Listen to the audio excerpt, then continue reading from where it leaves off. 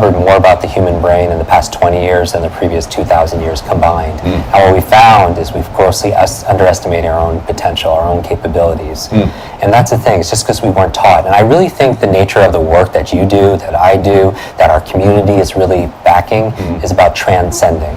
It's about ending the trance. Wow. Transcend, end the trance, ending this massive gnosis in media and marketing that's telling us that we're broken, that we need to be fixed, that we're not enough. And I feel like that is what holds us back. You know, this illusion, if you will. Dr. Margaret, did you feel that way as a little guy? You know, when I was 5 years old, as you mentioned, I had this accident, head trauma, brain injury, traumatic brain injury. After that, my parents said I was never the same. You know, I became extremely shy, introverted. I had learning difficulties. I was labeled, and a label is tough, right? You know, when you're put in special classes, I couldn't understand things. My teachers would repeat themselves 4 or 5 times, and I would pretend to understand. Like sometimes we do as an adult. You know, we have this imposter syndrome. We always want to. We want to look good. We don't want to ever make a mistake, which I feel like also holds us back. In this space, the things you teach can affect someone's life like this, and that's what I love. So can we talk about some of those things? Absolutely. I'm just so fascinated. Look at me, right? We only have an hour. I wish we had 17, but you said if there was one skill to master in the 21st century, yes, in your opinion, it is what? What would you say? Your ability to learn faster. To learn faster. I really do believe that if there was, let's say there was a genie, and they could grant you one wish, anything you want. Most people would wish for more wishes. That would be the hack, right? Jesus, Aladdin's going to give you one wish, you ask for more wishes.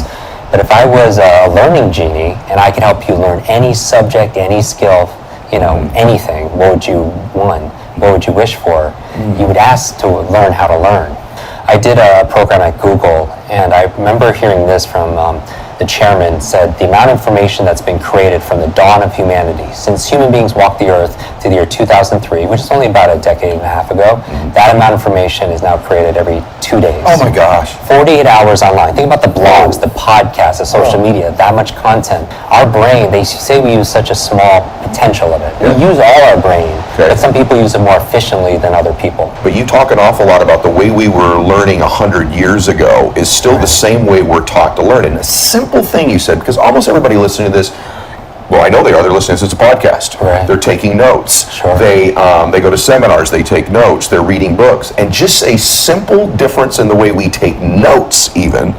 You have told, I didn't even realize this, but this is an old way to take notes. There's a different way to experience even note-taking. Can you give some tips on that? So I recommend everybody takes notes of this specific episode because it boosts retention. People don't realize this. There's a learning curve, but there's also a forgetting curve.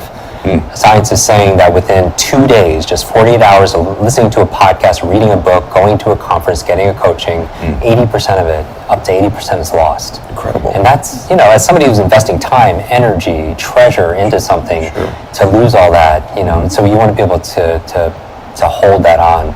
And so one of the ways of doing it is by taking notes. And we did a whole episode on proper note-taking, and really one that's more brain-friendly. Most people, and what they found is the worst way of taking notes actually is verbatim. Which is the way I take notes. Verbatim, I used to. Full transcription. And they study this, you know, at universities because they test people, that people take word for word. And one of the reasons why is because there's just so much information. Right? You have 18 pages of word for word. You don't even know what's most important. But they found the best way of actually taking notes were more on keywords and relevancy. So for example, one of the ways of taking notes that I recommend is taking a piece of paper and putting a line straight down the page. And on the left side, what I'm doing is I'm capturing information. Capturing. So we could talk about how to remember names and how to read faster and how to learn skills faster, how to change your habits. That would be on the left-hand column. You're capturing information. But on the right side, instead of capturing, you're creating. What does that mean? It means that you're creating and you're building on this. You're putting your impression. So essentially on the left side, you're taking notes, but on the right side, you're making notes. And there's a clear distinction, right, between just capturing information and actually create the creative process. Why does that matter? It matters because if you're, first of all, for focus. A lot of people, when they're listening to something, their mind will go somewhere else. They'll get distracted. So here, instead of it going somewhere else, it goes on the right side of the page, which is, let's say, left side, right brain. Left brain, right brain. Left brain is more logical and words and language and linear. But on the right side is your imagination, it's your creativity. Right. So your creativity could go there. The other thing is it forces you to ask questions. I believe that questions are the answer. I think it's essential for understanding, for critical thinking, for focus, for learning. If you ever want to read something, and let's say people feel absent-minded. Yes. They forget where they put things. Their wallet, their purse, their keys, or if not their keys, something larger like their car. You see the people in the finding, they forget they parked their car. They'll read a page in a book at the end and forget what they just read. They'll get a name from somebody and they'll just forget it right away. One of the ways to insulate that is to ask questions. Right, to ask questions about something. So for example, when I'm taking notes, I'll capture information on the left side, but on the right side, I'll write questions I have about what I'm learning. I'll ask myself questions like how I'm going to apply it. You know what the biggest challenge I have with the self-help personal development industry is that there's this massive lie that's being spread saying that knowledge is power. Yeah. Thinking is the process of asking and answering questions to yourself. That's why left and right page here matters. Everybody stay with us on that. That's all thinking is. That's all thought is. Exactly. And you're capturing your thinking. And even the greatest minds out there, they journal. They're always creative. You know, you think about Leonardo da Vinci or Marie Curie, like they had their journals are worth fortunes. Yes. Right? And it's interesting asking this question, is it because they were geniuses? And when I say genius, I don't mean IQ. I mean they're exceptional in their field, right? Whether it's sports, whether it's technology, finance, it's a form of genius. Relationships, interpersonal skills, interpersonal communication. Is it because they're geniuses that they're taking all these notes, or is it because they're creating all these notes that make them geniuses, right? And so it's interesting. And so I like to journal, and I think that that's extremely important. And the questions, though, to take knowledge and turn action, 3 main questions I obsess about. Number 1 is, how can I use this? I ask this all the time because I don't learn for the sake of learning. I learn for the sake of some kind of benefit from me or somebody I care about. So I'm staying with you. This would be the right side of the page as I'm taking some notes. So I'm taking notes, and I'm obsessed about it. So even if I'm not writing it down, even when I'm having a conversation with somebody or I'm listening, I'm in a conference, how can I use this? And this is the creativity part. It's like, oh wow, these are all the ways I could use this and apply this. The second question I ask religiously is after I ask, how can I use this? I'm asking myself, why must I use this? Why must I use this? Because here's the thing, a lot of people know what to do, they don't do what they know. You can't come up with one reason, you're not going to remember. Because reasons reap results. Reasons reap results. Reasons reap rewards, right? Simon Sinek, start with why. Right? Always get into this. So ask yourself why, and the questions that makes all the difference. So first question, how can I use this? And that's the creativity. You come up with all these ideas. Why must I use this? The reasons why. And then the third question I ask a lot is, when will I use this? And I think one of the most powerful productivity performance tools there are calendars, right? It's like that app, calendar app, or if you keep a physical calendar, that's important because if it's not there, it's not real. Right? You schedule this in and then it becomes real and it's going to happen. 89% to 100% of the people listening to this struggle with remembering something basic like somebody's name. Okay, so help us. So I know a little bit of that is what you just shared, that similar technique. So, I mean, in business alone, I can tell you, people's favorite topic is not their sports team or their children or anything. People's favorite topic is them. Right? And one of their favorite sounds is the sound of you saying their name. And oftentimes, most of you in a business setting, you know this, the minute you've heard their name, you've forgotten it, like those car keys that you lose periodically, but you lose their name constantly. And so this concept that you just shared about association with something you already know, is that one of the things you would do to remember a name? It is. Here we go, everybody. So here we go. This is now you want to take notes on this. I think one of the most important business etiquette, networking, skills, if there was one, is your ability to remember someone's name.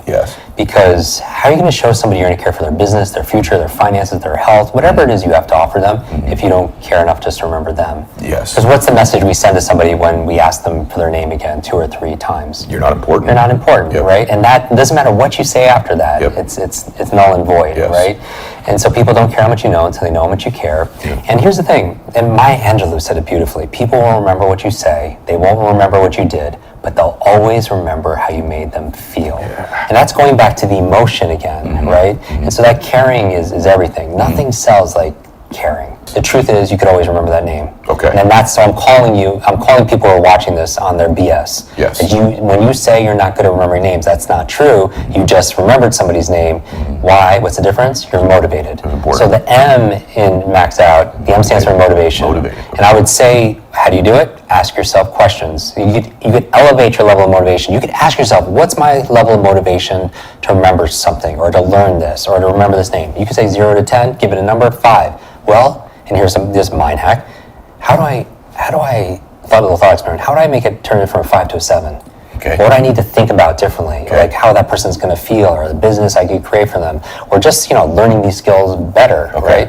Right? Tony says what you practice in private, you're rewarded for in public, right? Yes. And so maybe it's just a skill that you're practicing. So motivation. I remember I was doing a training in Silicon Valley, and after I was done, somebody comes up to me. It was Bill Gates. And I asked him, if you could have any one superpower, what would it be? He was like, Jim, the ability to read faster. And Warren Buffett was like, I've wasted probably 10 years of my life reading slowly. And that's why reading and speed reading is so important, because people spend about 4 hours processing information a day. You think about all the emails and the business plans and the books and all the stuff you have to process. Yes. If you could just double your reading speed and go from 4 hours to 2 hours, you save 2 hours a day. What's 2 hours a day over the course of a year? Actually, let's say you just save 1 hour a day. That's 365 hours a year. Incredible. That's how many 40-hour work weeks? 9. 2 months of productivity. More than 2 months of productivity is saving 1 hour a day on something ubiquitous like reading. So that's why we do so much. For people out you watching this, I know a lot of people are entrepreneurs. They have teams. The biggest line item, right, is human capital. Yes, right, payroll. for sure. But if they're reading 4 or 5 hours a day, that means half of their salary is being paid to read. Wow. Right, so if someone's getting paid $80,000, $40,000 just to read. That's why we train at Nike and Google and General Electric and all these individuals, because that's the faster you could raise the collective intelligence of your team, the more that they could be competitive, right? Yes. And so going back to this, the M is motivation. So I would always say, if you want to learn something new, check in with your motivation, because here's the thing: all learning is state dependent. All learning is state dependent. This is the thing: information combined with emotion becomes a long-term memory. We know that. Okay. And we know this because ultimately the expert's not always the person on the podcast or on stage. You are your own expert. So genius leaves clues. Okay. Genius leaves clues all the time. So when somebody's exceptional in some area, there's a method behind the magic, including for your own self. Okay. So you don't remember all names, but you certainly don't forget all names. Now, go and deconstruct that, decode that. Usually the names you remember are names you're motivated to. Okay. You're somebody that is attracted to somebody that could be good for their business, right? So there's emotion there. So emotion tied to information becomes a long-term memory. Because here's the thing: is there like a song or fragrance or food that could take you back to when you were a kid? Absolutely. Because information tied with that emotion becomes a long-term memory. But here's the thing: back in school, what was the primary emotion we felt? Boredom, right? Half the room is bored, the other half is confused. But on a scale of 0 to 10, what's boredom? 0. Information times emotion. If the emotion is 0, what's anything times 0?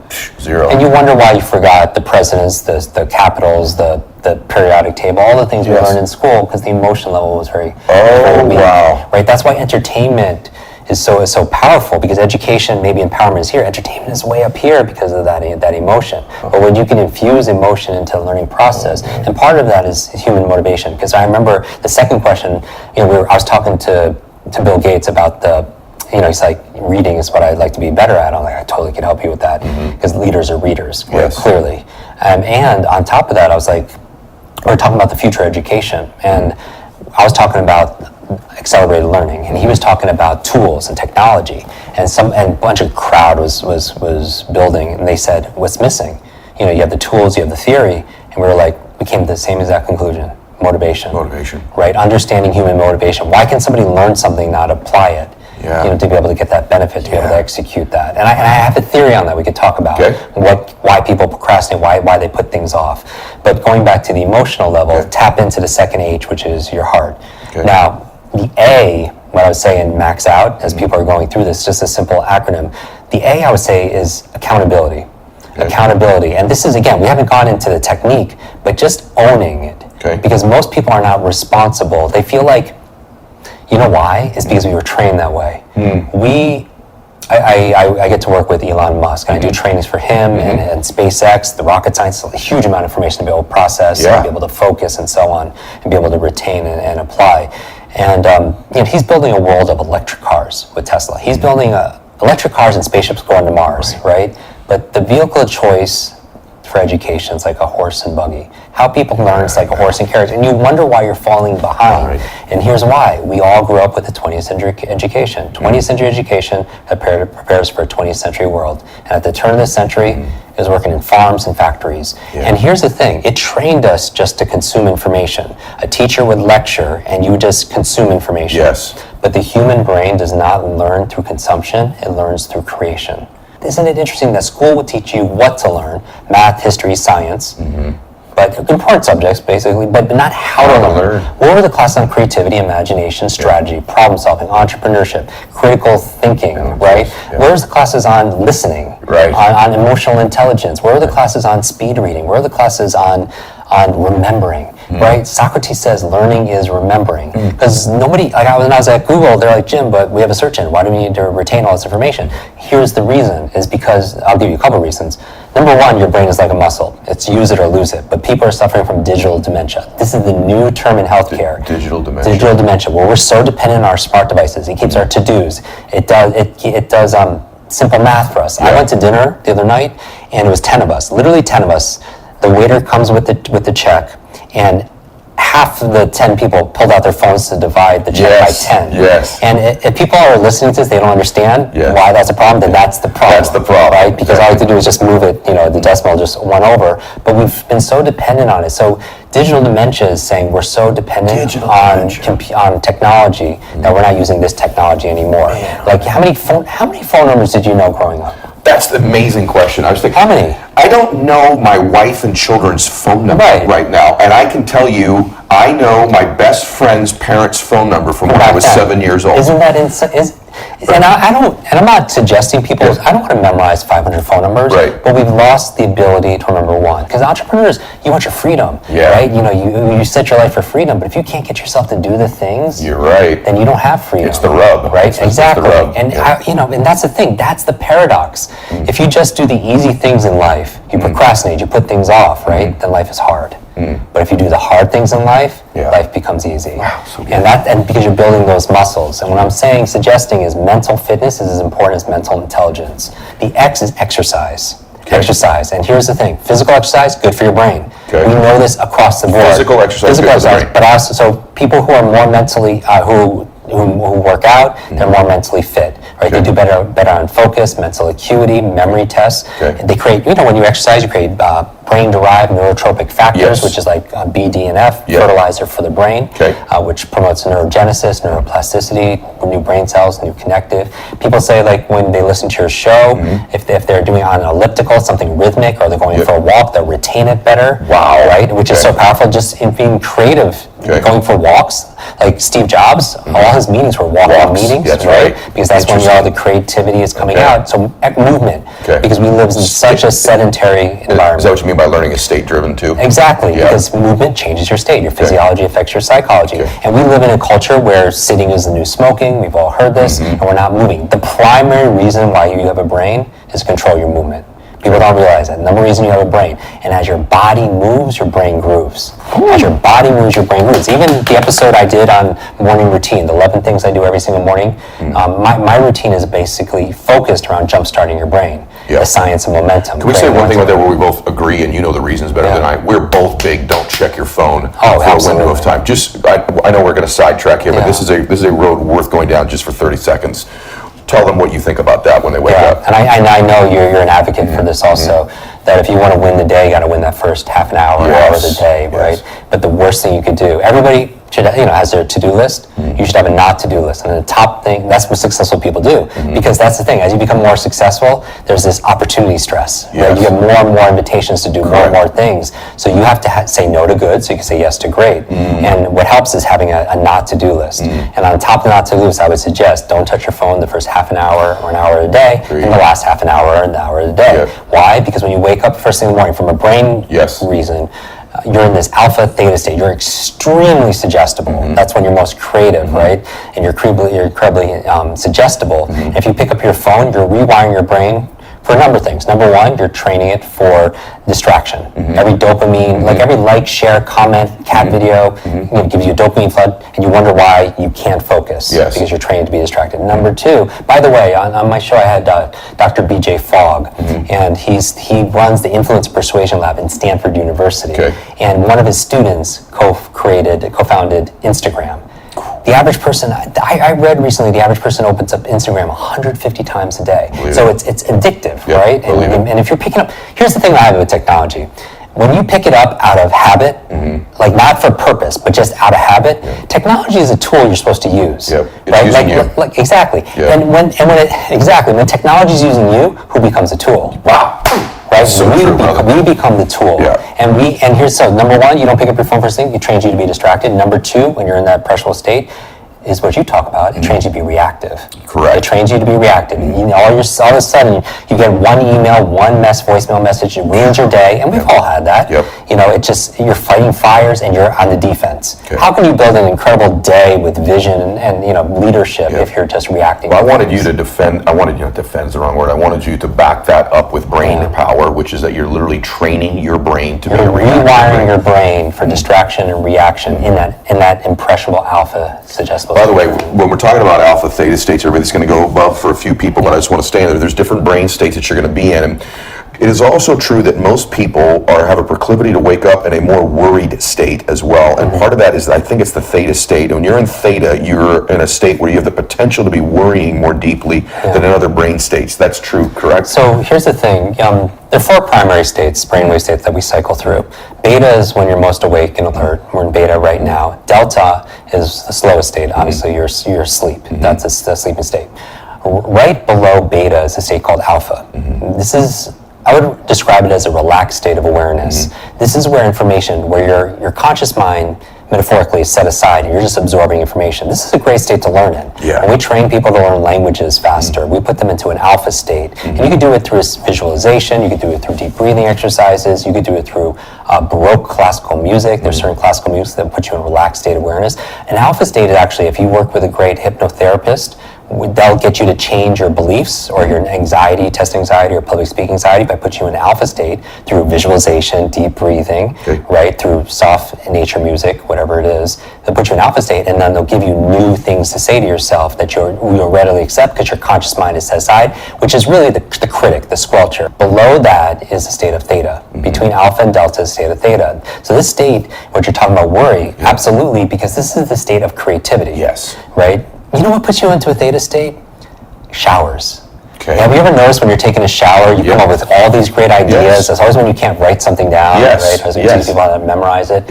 I actually took 6 showers this morning just to prepare for this interview, so I can be extremely creative, right? So the water washing over puts you into that really relaxed state where you become extremely creative. I was working with Will Smith, and again, I'm saying these names not to just name drop, but because they become memory reminders and triggers. Because if I just talk about Bill Smith, you'll forget the story. But if I say Will Smith, next time you see his movie, it'll trigger that. So we were in Toronto, and he was filming from 6 p.m. to 6 a.m. And I was like, how do you do this? Like 2 a.m. in the morning, you're just waiting. And then director says, okay, let's do it. How do you get prepared? How do you get ready? He was like, Jim, I don't have to get ready. I stay ready. I was like, wow, because you do the work. I believe, Ed, like you, that ultimately the life you live are the lessons you teach. The O in max out stands for observation.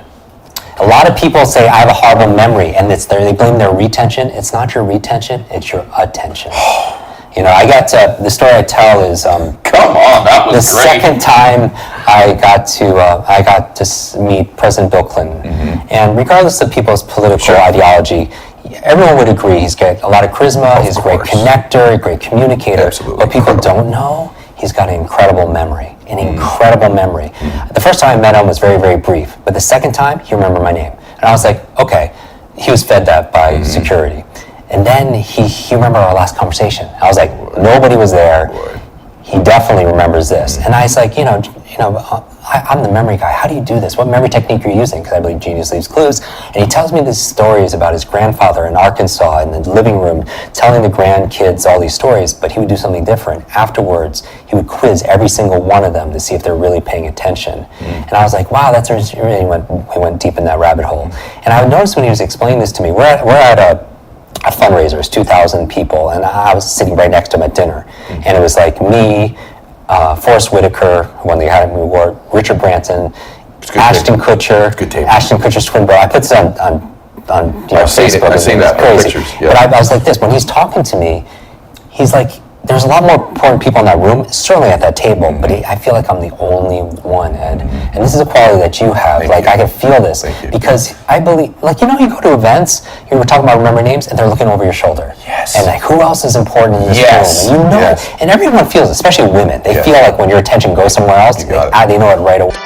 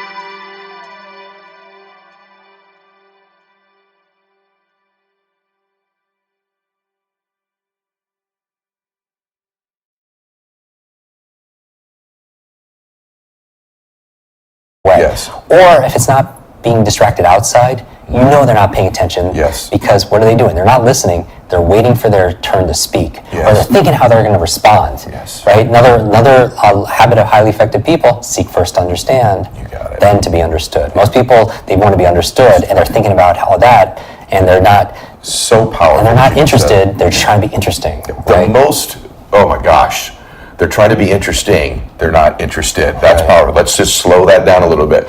The people whose company I enjoy the most, who are some of the most influential people I've ever met, have that exact skill set that you just described. They're less interested in being interesting, and they are more interested in you. That is 100,000% true. And Ed, just an explanation more, they're present with you. You know what I mean? Like you are. Since I walked through this door, you're there, and that's a trained skill. Sure. Listen. If you write the word "listen" on your phone or just in your notes, and then scramble the letters, it spells another word perfectly. It spells the word "silent."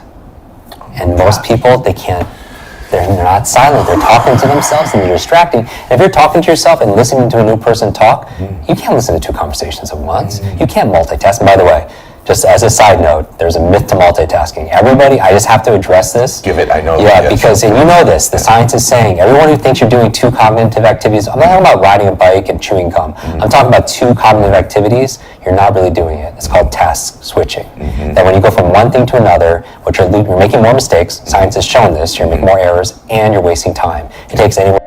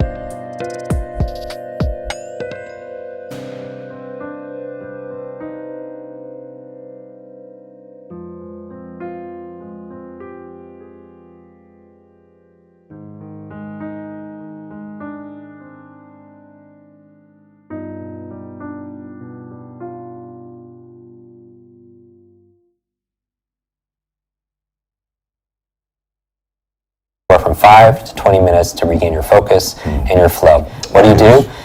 you hydrate because your brain's mostly water.